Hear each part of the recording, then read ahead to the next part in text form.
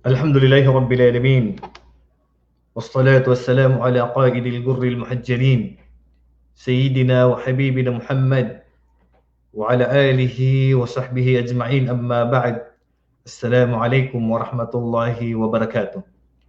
Ang lahat ng papuri at pasasalamat ay ukol lamang sa dakilang Allah subhanahu wa ta'ala at sumakanya sa kanyang huling sugo at propeta na si Muhammad ng kapayapaan at pagpapala, ganun din sa kanyang pamilya, mga sahaba at sa lahat ng tumahak sa kanilang landas hanggat sa araw ng paghuhukom.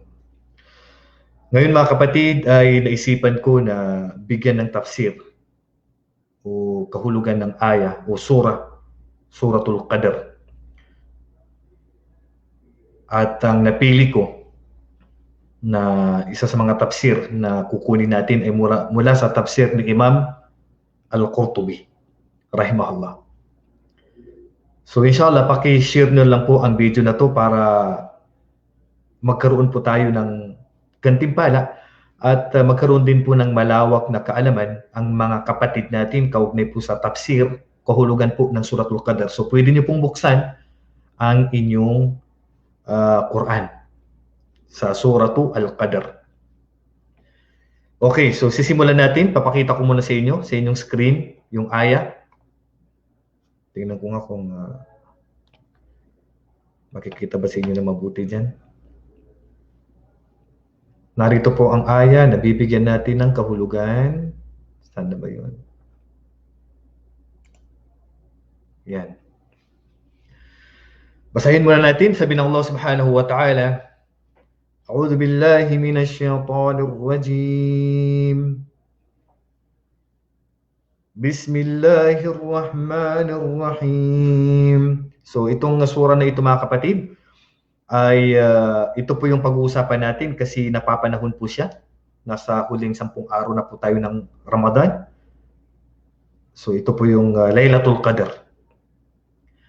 Ang sabi ng Allah subhanahu wa ta'ala, Inna anzalnahu fi laylatil qadr. So ano ang kahulugan ng aya na to? Inna anzalnahu. Sabi ng Allah subhanahu wa ta'ala. So sandali lang at isisilipin ko lang dito sa ko.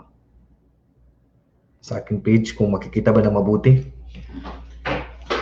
Ang sabi ng Allah subhanahu wa ta'ala, unang-una, ang sura na ito mga kapatid ay Madaniya.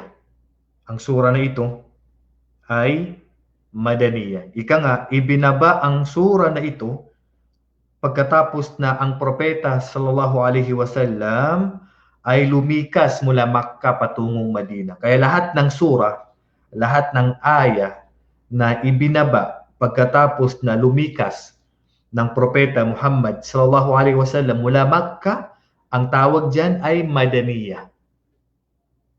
Yan po ang pinaka-rajih, pinaka-matuwid po na pananaw ng ating mga ulama. Kasi pagka binuksan po natin ang Quran, ay nahati lang po sa dalawa. Mayroong Makkiya at saka Madaniya. So ang Suratul Qadr ay Madaniya. Ito ang pananaw ng karamihan sa mga mufassirin. Ito ay may 5 ayah. So inna, sabi ng Allah subhanahu wa ta'ala, katotohanan na kami. So dito, ginamit ng Allah subhanahu wa ta'ala ang salitang kami, pero hindi nangangahulugan na mayroong kasama ang Allah subhanahu wa ta'ala, kundi ito yung tinatawag nila sa English na plural of majesty. Lita'zim, dinadakila ng Allah subhanahu wa ta'ala ang kanyang sarili. Inna anzalnahu, katotohanan, anzalnahu, ibinaba namin, sabi ng Allah subhanahu wa ta'ala. Pero wala pong kasama dito ang Allah, siya lang po yan nagsasalita dyan. Ma huwa alladhi anzalahu Allah subhanahu wa ta'ala? Inna anzalnahu. Yung ha dito, ang tinutukoy dito na ibinaba ng Allah ay ang Quran. Ibinaba ng Allah subhanahu wa ta'ala ang Quran. Saan niya ito ibinaba? Ibinaba ng Allah subhanahu wa ta'ala ang Quran ng kumplito ang kanyang pagkababa dito sa buwan ng Ramadan. Ibinaba ng Allah subhanahu wa ta'ala, inna anzalnahu, katotohanan na ibinaba namin, tunay katotohanan kami, ibinaba namin, sabi ng Allah subhanahu wa ta'ala, ang Quran ng kumplito. Ika nga kumplito. Ang pagbaba ng Allah subhanahu wa ta'ala, saan niya ibinaba? Nabanggit ni Ibn Abbas radhiyallahu anhuma na ibinaba niya ito sa ng jumlatan wahida. Jumlatan wahida. Kumplito ang pagkababa ng Allah subhanahu wa ta'ala sa Quran. 114 na surah. Kailan? Sa buwan ng Ramadan. Saan particular? Fi laylatil qadr. Sa gabi ng Laylatul Qadr. Kumplito ang pagkababa ng Allah subhanahu wa ta'ala sa Quran sa gabi ng Laylatul Qadr. Saan? Sa Al-Lawh Al-Mahfuz. Ila sama'id dunya. Pagkatapos na maibaba ng Allah subhanahu wa ta'ala ang Quran ng kumplito sa Lawh Al-Mahfuz, talaan ng lahat ng mga gawain natin na walang nakakaalam dito, pati si Anghel Gabriel hindi niya alam ang napapaloob sa Lawh Al-Mahfuz. Talaan na pinangalagaan na walang nakakaalam at walang nakakaalam kundi ang Allah subhanahu wa ta'ala. Doon niya ibinaba ng kumplito at pagkatapos na maibaba dito ng kumplito ay ibinaba na naman ang mga ayat, surah ng paunti-unti sa propeta sallallahu alaihi wasallam depende sa situation sa loob ng 23 taon. Ganyan. Sa loob ng 23 taon, ibinaba naman mula sa Lawh Al-Mahfuz ila sama'id dunya patungo sa propeta sallallahu alaihi wasallam sa loob ng 23 taon. Yan, ganyan katagal. Kasi depende sa situation. Pero yung Quran, tapos na po, ibinaba na po ng Allah sa gabi ng Laylatul Qadr. Kumplito na. Yan ay naganap po sa gabi ng Laylatul Qadr. Yan. So, dito nagkaroon ng opinion ng ating mga ulama. Ano ang kahulugan ng Laylatul Qadr? Ano ang ibig sabihin ng Laylatul Qadr? Okay. Kukunin natin ha. Sabi ni Mujahid na ang kahulugan ng Laylatul Qadr ay Laylatul Hakam. Ika nga, gabi ng pinagtitibay. O Laylatu at-Taqdir. Ang gabi ng pagbibigay tansya sa mga lahat ng bagay. Ang gabi ng pagtatakda. Yani, takdir. Lianna Allah Ta'ala yuqaddiru fiha ma yasha'u min amrihi. Dahil ang Allah subhanahu wa ta'ala ay itatakda niya lahat ng bagay na kanyang nanaisin sa gabi nito. Itatakda ng Allah subhanahu wa ta'ala ang lahat ng mangyayari sa loob ng isang taon. At dito ito ginagawa sa gabi ng Laylatul Qadr.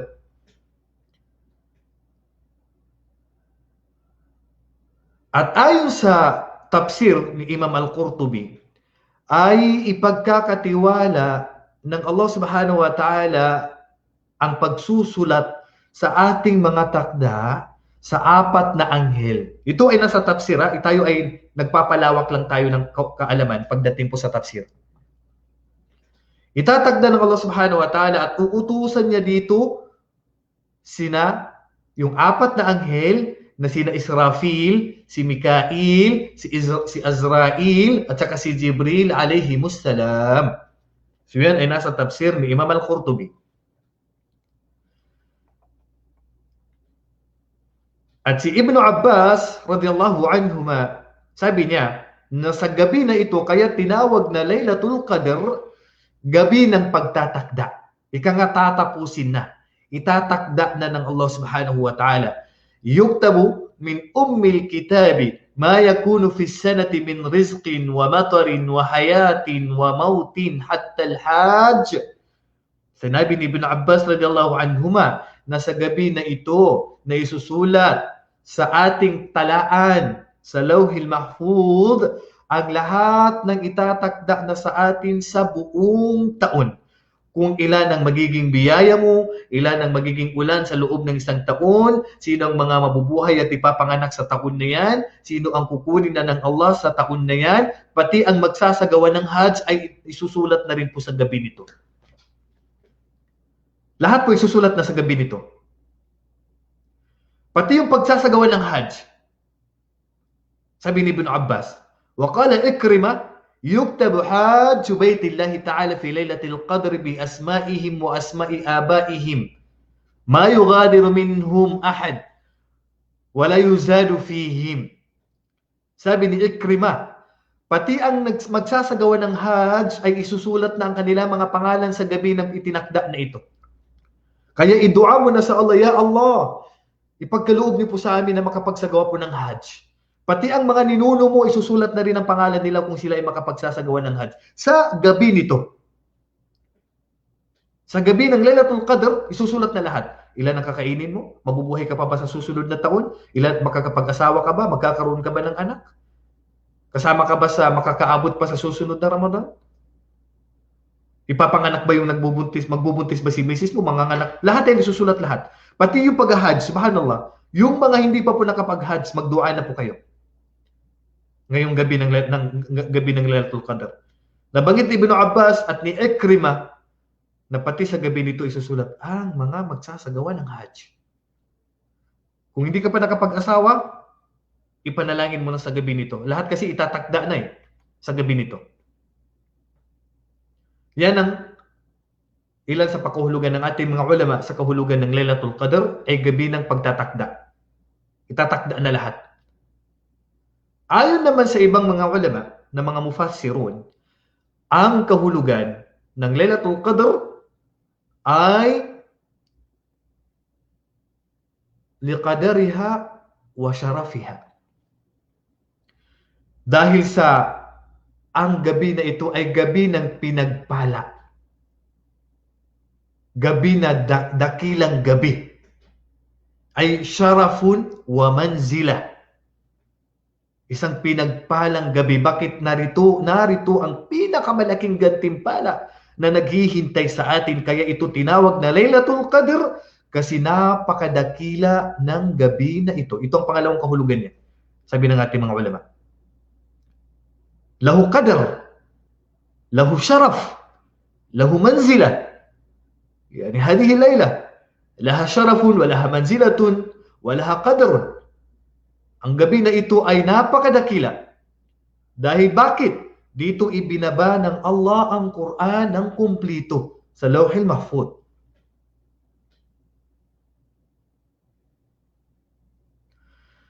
Pangatlo na pakahulugan ng ating mga ulama at nabanggit ni Khalil, kaya ito tinawag na Laylatul Qadr, lianna al-arda tadiqu fiha bil malaika.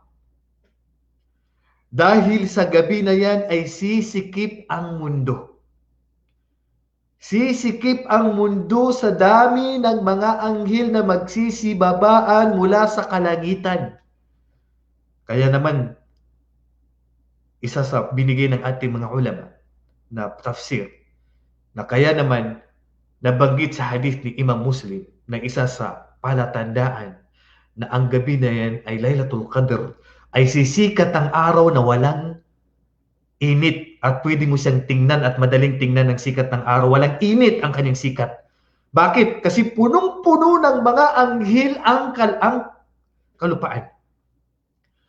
Ano ang dalil ni Khalil sa kanyang sa sinasabi niya na kaya ito tinawag na Laylatul Qadr ay gabi na pupunuin ng Allah ng anghel ang kalupaan, ang mundo. Ang kanyang kinuhang dalil, وَمَنْ قُدِرَ عَلَيْهِ رِزْقُهُ, at ang sino man na pinasikip sa kanya ang kanyang biyaya. Ginamit ang salitang وَمَنْ قُدِرَ عَلَيْهِ, at sino man ang pasisikipin sa kanya ang kanyang biyaya. So dito sabi na, kaya sabi ng Allah subhanahu wa ta'ala, tanazzalul malaika. Kaya ang kahulugan dito ng tanazzal ay tuloy-tuloy ang kanilang pagbaba hanggat sa mapupuno nila ang mundo. Kaya naman sisikat ang araw, walang liwanag. Ay hindi. I mean, walang init. Sisikat yung araw na walang init kasi punong-puno ng anghel ang kalawakan. So yan ang pangatlong kahulugan ng surah 2 ay ng Laylatul Qadr. So inshallah nakuha po ninyo. So unang kahulugan niya, gabi na tinakda, gabi na pinagpala, o gabi na dakila. Pangatlong kahulugan, gabi na pupunuin ng Allah ng anghel ang gabi ng Laylatul Qadr. Okay, kukunin natin ang pangalawang aya. وَمَا أَدْرَاكَ مَا لَيْلَةُ الْقَدْرِ وَمَا أَدْرَاكَ مَا لَيْلَةُ الْقَدْرِ. At ano ang alam mo ya Muhammad? Ano ang batid mo sa gabi ng Laylatul Qadr? Ano ang alam mo ya Muhammad sa gabi na ito? Anong alam mo? Sa gabi na ito na kung saan ay ibinaba ng Allah ang Quran ng kumplito sa Lawhi Mahfuz. Anong alam mo ya Muhammad sa gabi ng Laylatul Qadr? So dito ipapaliwanag ng Allah upang ipaalam kay Propeta Muhammad sallallahu alaihi wasallam, upang ipaalam kay Propeta sallallahu alaihi wasallam anong mayroon sa gabi ng Laylatul Qadr. Sabi ng Allah subhanahu wa ta'ala sa pangatlong aya, Laylatul Qadri khairum min alfi shahr. Subhanallah, napakalaki ng gantimpala pala. Narito ng pagpapaliwanag ng Allah subhanahu wa ta'ala sa gabi ng Laylatul Qadr. Laylatul Qadr, ang gabi ng pinagpala, ang gabi na itinakda. Khairun, mas mainam pa. Khair, mas mainam pa. Min alfi shahr, sa 1,000 buwan. Ganun lang ba kadali, 1,000 buwan? Hindi. Mas mainam pa sa taong gumawa ng mabuti sa loob ng 1,000 buwan. Ngayon, kukunin natin ang mga kwento dito. Subhanallah, wag i-grab natin ang oportunidad sa gabi ng Laylatul Qadr. Wa qala kathiru min al-mufassirin. Ang sinabi ng karamihan sa nagbigay ng tafsir sa aya na ito na khairun min alfi shahr, na mas mainam pa ang gabi na ito na Laylatul Qadr mula sa 1,000 buwan. Ay al-amalu fiha khairun min al-amali fi alfi shahrin laysa fiha Laylatul Qadr. Sabi ng karamihan sa nagbigay ng tafsir sa aya na ito na ang gawain dito, ang mga mabubuting gawain dito ay mas mainam pa sa buong 1,000 buwan na gumawa ng kabutihan na wala doon ng Laylatul Qadr. Talo pa niya ang lahat ng 1,000 buwan na yon na wala doon ng Laylatul Qadr. Subhanallah, napakalaki ng gantimpala. Biruin nyo, mas mainam pa ito sa tao na sinamba niya ang Allah, nagtahajjud, nagsadaka, nagdua, umalala sa Allah subhanahu wa ta'ala, gumawa ng mabuti, nagsala ng mga sunna, nagbigay ng kawang gawa, sa loob ng nagjihad, subhanallah, nag-umrah, nagsagawa ng sunna na fasting, nagtahajjud, ginawa niya ito sa loob ng 1,000 buwan, na wala doon ng Laylatul Qadr. Mas mainam pa yung isang gabi na ito kaysa taong yung sumamba sa Allah sa loob ng 1,000 buwan. Mas mainam pa. Kung may sumamba sa Allah subhanahu wa ta'ala, nag-dhikr, umalala sa Allah subhanahu wa ta'ala, nagbasa ng Quran, nagtahajjud, nagsagawa ng sunnah na sala, nag-fasting, buong araw nag-fasting siya. Buong gabi nagtahajjud siya. Buong gabi nagbasa ng Quran. Buong araw nagbasa ng Quran. Buong gabi nagbigay ng sadaka. Buong araw nagbigay ng sadaka. Talo pa ang taong yun. Sabihin natin, ginawa niya sa loob ng 1,000 buwan, talo mo pa ang taong yun na gumawa ng ganung kadaming mabuti, talo mo pa siya sa isang gabi lang. Ito. Talo mo siya. Kaya nabanggit sa tafsir ng Imam Al-Qurtubi, Innal 'abida kana fima madha la yusamma 'abidan hatta ya'bud Allah 1000 shahrin wa 83 sanata wa 4 ashhur. Noon, hindi matatawag ang alipin na isang tunay na alipin hangga't hindi niya sasambahin ng Allah sa loob ng 1,000 buwan. Hangga't hindi niya masamba ang Allah sa loob ng 1,000 buwan. O 83 years in 4 months. فجعل الله تعالى لأمة محمد صلى الله عليه وسلم عبادة ليلة خيرا من 1000 شهر كانوا يعبدونها. Kaya Allah subhanahu wa ta'ala ginawa niya sa atin, napaka-espesyal natin. Napaka-espesyal ng ummah ng propeta sallallahu alaihi wasallam na hindi ipinagkaloob sa mga ummah noon. Tayo yun. Napating sambahin ng Allah sa iisang gabi lang, nakatumbas nito ay 1,000 months at higit pa. Subhanallah, ganun tayo kamahal ng Allah subhanahu wa ta'ala. Matatalo pa natin. Natatalo pa natin ng sumamba sa Allah sa loob ng 1,000 buwan. Talo natin sa isang gabi lang. Ganyan tayo kamahal ng Allah. Ganito ka-espesyal ang ummah ng propeta sallallahu alaihi wasallam. Ito ang napaka-espesyal na mga bagay na pinagkaloob ng Allah sa atin na hindi niya ibinigay sa mga nauna sa atin. Mayroon bang Lailatul Qadr noon? Wala. Walang Lailatul Qadr noon. Dito lang sa atin ang Lailatul Qadr. Sa ummah ng propeta sallallahu alaihi wasallam. Sabi ni Abu Bakr al-Warraq, wa kana mulku Sulaiman 500 shahrin wa mulku Dhul Qarnayn 500 shahrin fasar mulkuhuma 1000 shahrin. فجعل الله تعالى العمل في هذه الليلة لمن أدرك خيرا من ملكهما. Sabi ni Abu Bakr al-Warraq, ang paghahari ni Sulaiman alayhi salam ay 500 taon. 500 years naghari si Sulaiman alayhi salam. At 500 years naghari si Dhul-Qarnayn. At itong dalawang hari na ito ay makatarungan. Lahat ay puro kabutihan ng kanilang paghahari sa loob ng paghahari nila. 500 taon naghari si Sulaiman alayhi salam. Sino hindi nakakakilala kay Sulaiman alayhi salam? Si Propeta Solomon. Sino hindi nakakakilala kay Dhul-Qarnayn na mababasa natin sa Suratul Kahf na siya ay makatarungan? Naghari sa bawat isa naghari ng 500 taon. 500 plus 500, 1,000 months na paghahari. Faja'ala Allah Ta'ala fi hadhihi laylati liman adraka khairan min mulkihima. Tatalunin pa natin ang paghahari nilang dalawa. Yung paghahari nila, tatalunin pa natin. Sabi ni Abu Bakr al-Warraq, ang kaharian nila na total of 1,000 months sa iisang gabi lang. Ito ang gabi ng Lailatul Qadr. Subhanallah. Napakalaki, no? Talo natin. Yung paghahari nila na 1,000 buwan, talo pa natin yun. Waqala Ibn Mas'ud, ito naman ang sabi ni Ibn Mas'ud bilang tafsir sa ayat na ito. Inna Nabi sallallahu alaihi wasallam dhakara rajulan min Bani Israel labisa as-silah fi sabilillahi 1000 shahrin. Sabi ni Ibn Mas'ud radhiyallahu anhu, nakatotohanan ng propeta sallallahu alaihi wasallam ay nakapagbanggit siya ng isang lalaki mula sa angkan ng Israel na isinuot niya ang sandata sa landas ng Allah. Siya ay nakibaka, siya ay nagjihad sa loob ng 1,000 buwan. Fa'ajiba al-muslimuna min dhalik. At namangha ang mga Muslim sa kanya. Nabilib, namangha, nainggit. Bakit 1,000 buwan siya nakibaka, 1,000 buwan siya nagjihad na hindi niya tinanggal sa kanyang katawan ang kanyang sandata. Sabi ng mga sahabat, ya Rasulullah, napakainam ng taong yan. Paano namin mapapantayan? Nagjihad. Straight 1,000 months. Puro jihad. Sino ang hindi nakakaalam sa kahigtan, kabutihan ng jihad at pagkikibaka sa landas ng Allah subhanahu wa ta'ala? Nainggit ang mga sahaba. 1,000 buwan niyang ginawa ito. فَنَزَلَتْ إِنَّا أَنزَلْنَاهُ فِي لَيْلَةِ الْقَدْرِ. Subhanallah. Dahil sa inggit ng mga sahaba, ibinaba ng Allah ang isang gabi, ang ayat, Laylatul Qadri khairum min 1000 shahr.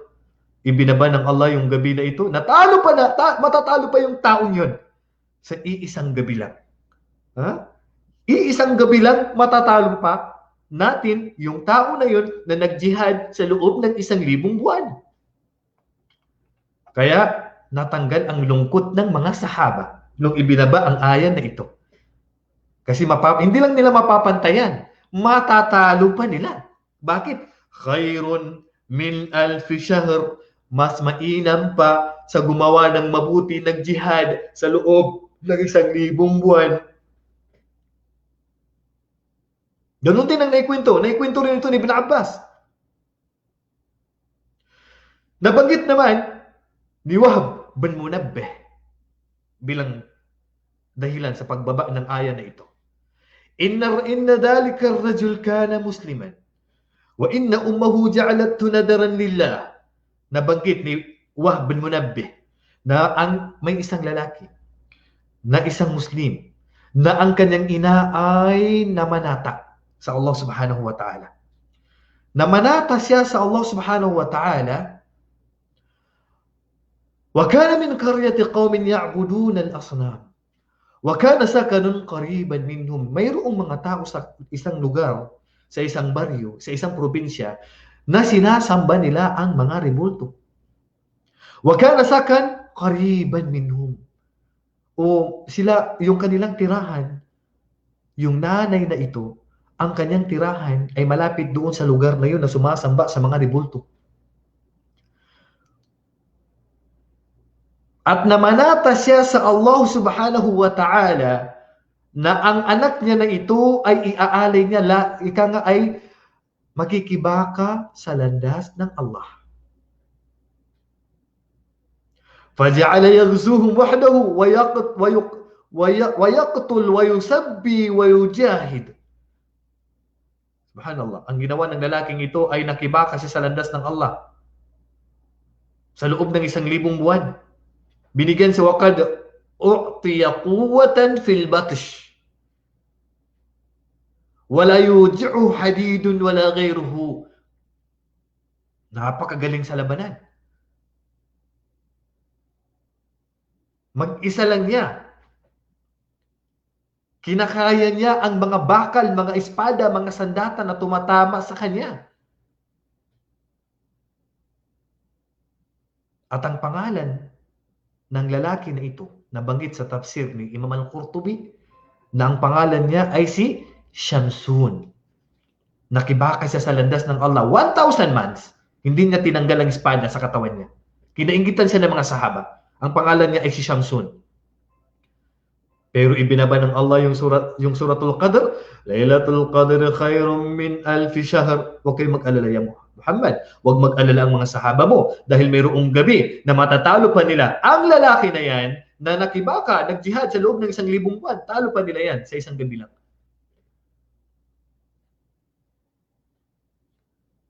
At ang pangalan ng lalaki na yun ay si Samson. Ayon naman kay Ka'b al-Ahbar sa kanyang tafsir bilang dahilan sa pagbaba ng aya na ito. Kana rajulan malikan fi Bani Israel. May isang lalaki na hari mula sa angkan ng Israel, isang hari. Fa'ala khaslatan wahida. Gumawa siya ng isang bagay. Fa'ahallahu ila nabi zamanihim. At nagbigay ang Allah ng revelasyon mula sa propeta sa time niya. Qala li fulanin yatamanna. Nagbigay ng revelasyon ng Allah sa isang propeta na yun sa panahon ng hari na ito, na sabihin mo sa kanya na siya ay humiling sa Allah. Subhanallah. Binigyan siya ng pagkakataon na humiling. Mag-request. Humiling sa Allah. Faqala al-malik, Ya Rabb, atamanna an nujahida bimali wa waladi wa nafsi. Sabi niya, Ya Allah, hinihiling ko sa Allah na ako ay makikibaka, magjijihad sa pamagitan ng aking katawan. Magjijihad ako at makikibaka ako sa landas ng Allah sa pamagitan ng aking sarili, sa aking kayamanan at sa aking anak. Hinihiling ko sa Allah na pagkalooban niya ako ng jihad. Farazakahullahu alfa waladin. At biniyayaan siya ng Allah ng 1,000 anak. 1,000 anak ang ibiniyaya sa kanya ng Allah. 1,000 na anak ang ibinigay, ipinagkaloob sa kanya ng Allah dahil sa hiling niya na sana ay bigyan siya na makapag-jihad sa landas ng Allah kasama ng kanyang kayamanan. فَكَانَ يُجَهِّزُ الْوَلَدَ بِمَالِهِ فِي عَسْكَرٍ وَيُخْرِجُهُ مُجَاهِدًا فِي سَبِيلِ اللَّهِ فَيَقُومُ شَهْرًا وَيُقْتَلُ ذَلِكَ الْوَلَدِ ثُمَّ يُجَهِّزُ آخَرَ فِي عَسْكَرٍ فَكَانَ كُلُّ وَلَدٍ يُقْتَلُ فِي الشَّهْرِ. Subhanallah. 1,000 anak ang ipinagkaloob sa kanya ng Allah. Bawat anak niya ay magjijihad, makikibaka sa landas ng Allah sa loob ng 1 buwan. At pagkatapos ng 1 buwan ay masasyahid. Mamamatay na naman siya sa landas ng Allah. Shahid!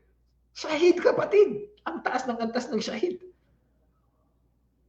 Yung shahid, bago pa matutumbayan sa kanyang kinatatayuan, pagkamatay niya, makikita na niya agad ang uupuan niya sa paraiso.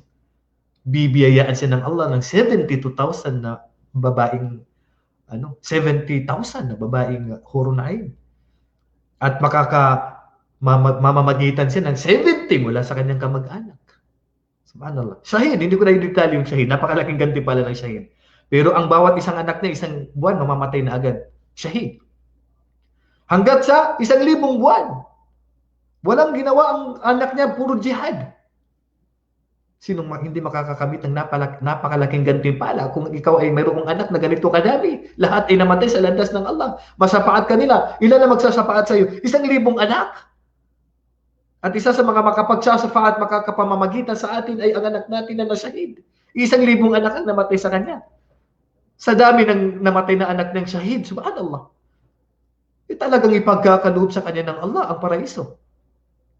At ang hari na ito, maliban sa mayroon siyang 1,000 na anak na nakibaka at nagjihad sa landas ng Allah sa loob ng 1,000 months, wal maliku ma'a dhalika qa'imul layl. Sabi ni Ka'b al-Ahbar. At maliban pa dito, ang hari na ito ay hindi niya tinutulugan ang gabi at nagtatahajjud. Gabi-gabi nagtatahajjud maliban pa doon sa 1,000 na anak niya at nagjihad. Saimun nahar, at maliban pa doon sa araw nagfa-fasting siya. Faqutil al-alf waladin fi alf shahrin. Thumma taqaddama faqatala wa faqutil. Saan ka pa? Maliban pa doon, hindi niya tinutulugan ng gabi, puro tahajjud. Hindi niya ang araw nag-aayuno siya. Nasyahid pa lahat ng kanyang 1,000 na anak. Pagkatapos siya naman ang nakibaka, siya naman ang nagjihad, siya naman ang nasyahid. Subhanallah, taas ng antas niya. Faqala an-nas, sabi ng mga sahaba, la ahada yudriku manzilata hadal malik.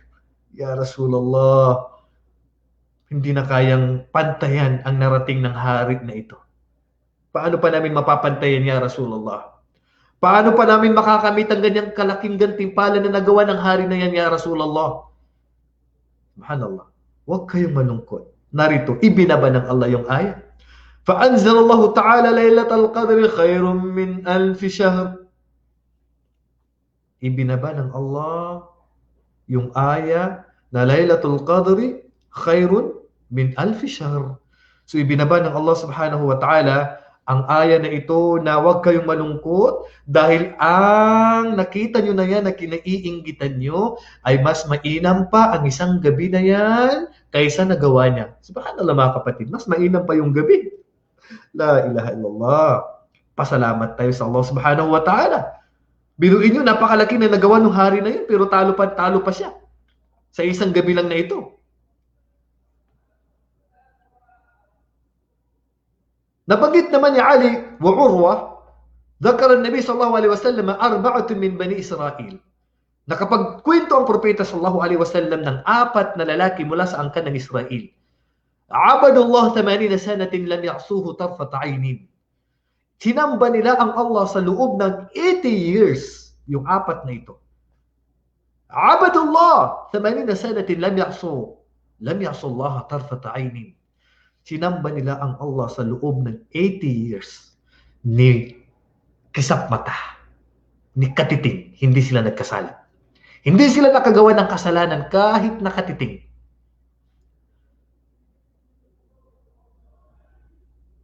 Fadhakara Ayyub wa Zakariya. At binanggit ng propeta ang 4 na taong ito. Sino sila? Ayyub wa Zakariya وهزقيل بن العجوز ويوشع بن نون فعجب أصحاب النبي صلى الله عليه وسلم من ذلك. At namangha, nainggit ang mga sahaba sa 4 na ito na hindi nagkasala. 80 taon hindi sila nagkasala. Puro pagsamba ang ginawa nila. Fatahu Jibril. Dumating si Jibril alayhi salam kay Propeta Muhammad sallallahu alaihi wasallam. Faqala, "Ya Muhammad, ajibat ummatuka min ibadati haula'i an-nafar 80 sana, lam ya'su Allah tarfata 'ainin." Ya Muhammad, namangha ang umma mo sa pagsamba ng mga 4 na taong ito sa loob ng 80 taon na hindi man lang sila nagkasala kahit nakatitig. Faqad anzalallahu alayka khairan min dhalik. Ya Muhammad, huwag malungkot ang mga sahaba mo.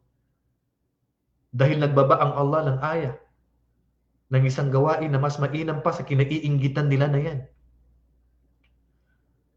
Inna anzalnahu fi laylatil qadr. Kaya dito ibinaba ng Allah yung suratul Qadr na napakalaki ng gantimpala na napapaloob dito. Kaya nga sabi ni Imam Malik sa kanyang libro na Al-Muwatta min riwayatil Qasim wa ghayrihi, sami'tu man awthaqu bi yaqul inna Rasul sallallahu alaihi wasallam uriya a'mar al-umam qablahu faka'annahu taqasara a'mar ummatihi alla yablughu min al-'amali mithla ma balagha ghayruhum fi tul al-'umr. Nabanggit ni Imam Malik sa kanyang libro na Al-Muwatta na naisalaysin ni Al-Qasim at maliban sa kanya, na ang Propeta sallallahu alaihi wasallam na ipinakita sa kanya ang edad ng mga ummah, ng mga henerasyon, ng mga tao na mga nauna sa kanya sa umma natin na ito, tayong umma na ito, na napakahaba ng mga edad nila, napakahaba ng buhay nila noon, na ang umma ng Propeta sallallahu alaihi wasallam ang may pinakamaiksing edad, pinakamaiksing buhay, na hindi natin kayang abutin ang mga edad ng mga sinauna sa atin. Pero dahil kahit na ganun pa man, hindi natin kayang pantayin ang kanilang edad, fa'a'tahu Allah Ta'ala Laylatul Qadr wa ja'alaha khayran min 1000 shahr. Kahit na maiksi ang edad natin, pero kaya nating pantayan ang mga taong napakahaba ng kanilang buhay sa iisang gabi lang. Taon-taon yan kapatid. 83 years yearly. 83 years, 83 years, 83 years. Ilan na magiging edad mo yan? 100 years ang magiging edad mo kung lagi mong makakamit ang Lailatul Qadr. So yan, inshallah mga kapatid, nakuha niyo yung mga tafsiran na binanggit ko. Sana dagdag kaalaman po sa inyo yan. Okay, susunod tayo sa pang-apat na aya. Tanazzalul malaika والروح فيها بإذن ربهم من كل أمر. Ang sabi ng Allah subhanahu wa ta'ala, tanazzalul malaikatu warruh. Magsisibabaan ang mga anghel mula sa kalangitan, mula sa Sidratul Muntaha. Tanazzalul malaikatu warruh. Dito nagkaroon dito lang opinion ng ating mga ulama. Bababa ang mga anghel at ang ruh. Kaya dito sa ruh dito, mayroong tafsir ang ilan sa mga ulama. Na ang ruh dito ay ang pinakamataas na antas ng mga anghel. Wa akrabuhum min Allah. At ang pinakamalapit sa kanila sa Allah. At ayon sa ibang pakahulugan, innahum jundun min jundillahi azza wa jal min ghairil malaika. At ang ruh dito, sabi ng mga mufassirun, ang ilan sa nagbigay pagkaulugan, ay mga kawal ng Allah subhanahu wa ta'ala na maliban pa sa mga anghel. At nabanggit ni Al-Mawardi, ayon kay Kushairi, qilahum sinfun min khalqillahi yakuluna at-ta'am, walahum aydin wa arjul, walaysu bimalaika. Na ang ruh dito na kasama ng mga anghel na bababa, ay nilikha rin sila ng Allah, ngunit sila ay kumakain. Sila ay may mga kamay, may mga paa, pero hindi sila mga anghel. Ayon sa ibang tafsir, waruhu khalqun azimun yaqumu saffa, wal malaikatu kulluhum saffa. Ang ruh dito daw na makakasama ng mga anghel ay nilikha ng Allah na maliban sa mga anghel na magkakaroon sila ng linya sa dami nila, at ang mga anghel naman ay may sarili silang linya. Pero ang pinakamalapit dito sa kahulugan, ang tinutukoy dito na ruh ay si Anghel Gabriel. Tanazzalul malaika, magsisibabaan ng mga anghel. Tuloy-tuloy, tuloy-tuloy. Tanazzal, alam niyo ba ibig sabihin ng tanazzal? Hindi bababa. Tuloy-tuloy ang pagbaba nila. Napakaraming anghel ang magsisibabaan sa mundo sa gabing yan. Hindi lang magbababaan, kundi tuloy-tuloy ang pagbaba nila. Waro, kasama nila ang kanilang pinuno na si Anghel Gabriel. Sa kapahintulutan ng Allah. Sa gabi na yan, bababa sila. Sa kapahintulutan ng Allah. Upang isulat, ipatupad ang kautusan ng Allah. Itakda sa mga tao na yan kung sino sa kanila ang mabubuhay pa, makakapaghat, makakapag-asawa, ganito kadami yung kanyang kakainin, aabot pa sa Ramadan na susunod, magbababaan ng mga anghel na pinagkatiwalaan ng Allah subhanahu wa ta'ala.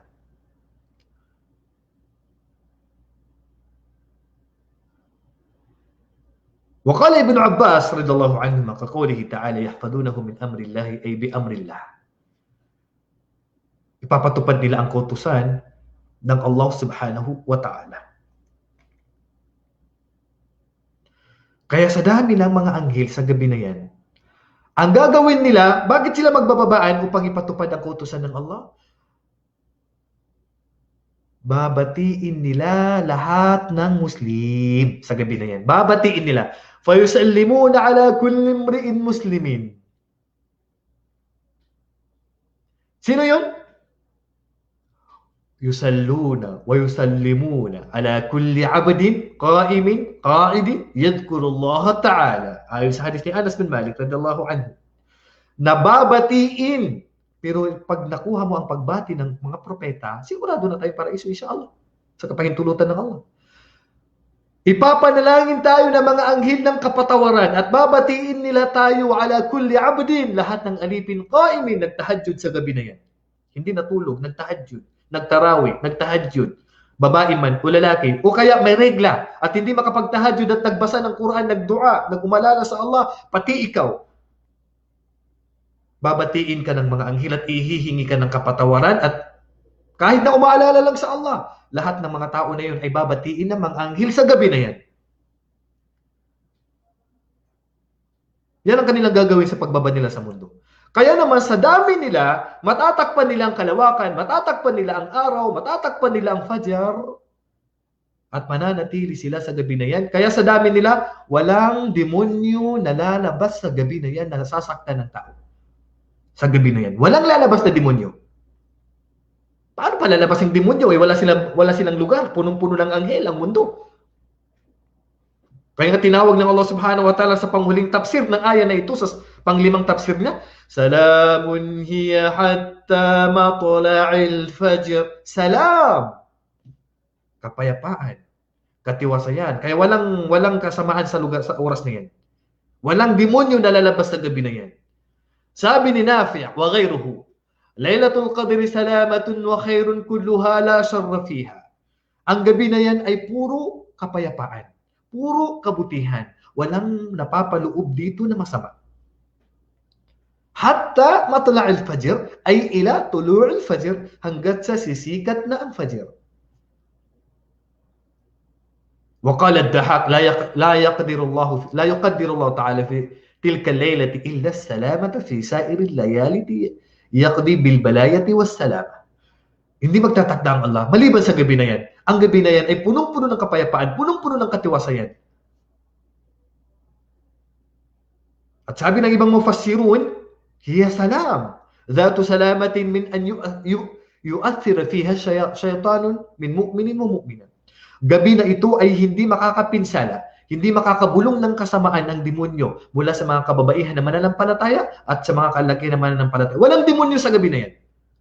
Sabi ni Mujahid, hiya laylatun salima. La yastati ash-shaytanu an ya'mala fiha su'an wala adha. Ang gabi na yan, sabi ni Mujahid, rahimahullah, ay walang kakayahan ang demonyo na gumawa ng kasamaan at kasiraan sa gabi na yan. At sabi naman ni Sha'bi, huwa taslimul malaikati ala ahli al-masajid. Ang gabi na ito ay pagbati ng kapayapaan ng mga anghel sa mga tao na nasa masjid. Babatiin tayo ng anghel sa loob ng masjid. Hanggat sa hina taghibu ash-shams ila an tatlu al-fajr. Magsimula sa paglubog ng araw hanggang sa pagsikat ng Fajr. Yamuruna ala kulli mu'minin wa yaquluna assalamu alayka ayyuhal mu'min. At dadaan sila sa bawat mananampalataya at sasabihin nila, mapayapang pagbati sa iyo, ikaw na mananampalataya. Hanggat sa sumikat ang Fajr. Kaya naman sa gabi na ito mga kapatid, para hindi ko na bumapahabang oras natin, sisikat ang araw. Ang tanda na yan ay gabi na ng Lailatul Qadr dahil sa dami ng anghel na tinakpan na nila ang kalangitan, ay hindi na magkakaroon ng liwanag o init ang araw. Wala na, mawawala ng init ng araw. Bakit? Kasi punong-puno ng anghel. Kaya nga sabi ng Propeta sallallahu alaihi wasallam, inna min amaratiha, ang isa sa palatandaan na yan ay gabi ng Lailatul Qadr, innaha lailatun samhatun balja. Yan ay gabi na madaling tingnan ng araw, hindi masakit sa mata. La harata wala barida, na ang gabi na yan, ang pagsisikat ng araw sa araw na yan, ay walang init at hindi malamig, katamtaman lang. Tatlu'u syamsu sabihataha laysa laha syi'a, at sisikat ang araw sa araw na yan, sa umaga, sisikat ang araw pagka umaga, na wala siyang init. Walang init ang araw sa pagsikat niya. At bilang panghuli, sabi ni Aisha radhiyallahu anha, Ya Rasulullah, in wafaqtu Lailatul Qadri, fama aqul. Sabi niya, Ya Rasulullah, kung sakaling yung gabi na yan ay Lailatul Qadr, ano ang dua? Ano ang babasahin ko, Ya Rasulullah? Ano ang dua na babasahin ko, Ya Rasulullah, kung ang gabi na ito ay Lailatul Qadr? Quli, sabi ng Propeta sallallahu alaihi wasallam, Allahumma innaka afuwun tuhibbul afwa fa'fu anni. Sabihin mo, Ya Aisha, Ya Allah, katotohanan na ikaw ay mapagpatawad at mahal niyo po ang pagpapatawad, kaya patawarin niyo po ako. Allahumma innaka afuwun tuhibbul afwa fa'fu anni. Sabihin mo, Ya Aisha, Allahumma innaka afuwun tuhibbul afwa fa'fu anni. Yan ang dua sa gabi ng Lailatul Qadr. So araw-araw, gabi-gabi po, i-dua po natin yan. So alhamdulillah, tapos na po tayo sa ating tafsir. So nawa ay marami kayo napulot sa tafsir natin, sa pagbibigay ng pakahulugan sa sura na ito. At sana ay napalawak natin ang inyong kaalaman. Sa laging nagtatanong sa kahulugan ng tafsir po ay sa sura na ito, dinitalik na po natin. So sana ay marami kayong nakuhang aral at marami kayong natutunan at sana ay maibahagi nyo rin ito sa mga kapatid natin at pakishare nyo na lang po ang video na to para po marami pang matuto sa napag-aralan natin sa araw na ito. So hanggang dito na lamang. Wallahu a'lam wa sallallahu ala nabiyina Muhammad wa ala alihi wa sahbihi ajma'in. Assalamu alaikum wa rahmatullahi wa barakatuh.